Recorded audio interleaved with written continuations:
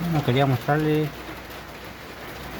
en este caso le hicieron el arranque nuevo a la Fiorino modelo 91, perdón, creo que es.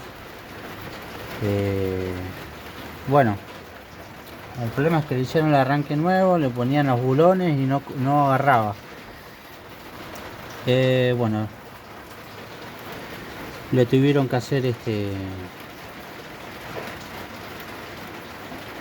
un cambio de bulones, digamos. Le pusieron el bulón original, que va acá abajo, está medio escondido.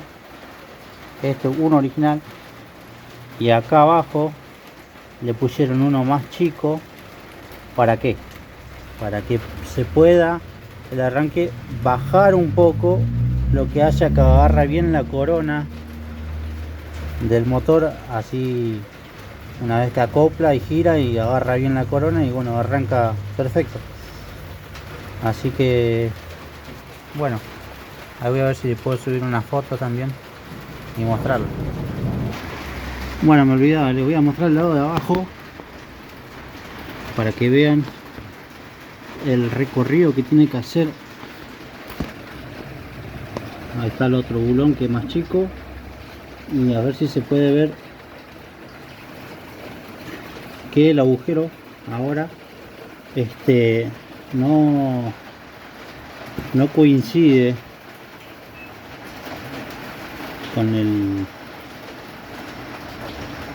el otro para poder poner el bulón original. Entonces hay que ponerle uno más fino para que el arranque pueda engranar bien con la corona, ¿viste? Si no, agarraba la punta nomás y más que lo dañaba que otra cosa. Así que bueno, ahí le voy a tener que poner un buloncito más fino, como el que le puse ahí arriba, y con tuerca obviamente del otro lado, para que se pueda ajustar y no se vuelva a levantar haciendo fuerza, ¿viste? Que hace fuerza y si no se va a volver a correr y va a patinar. Así que bueno, era más que nada eso, mostrarle nomás para que si le llega a pasar puedan hacer eso como una solución provisoria. Muchas gracias.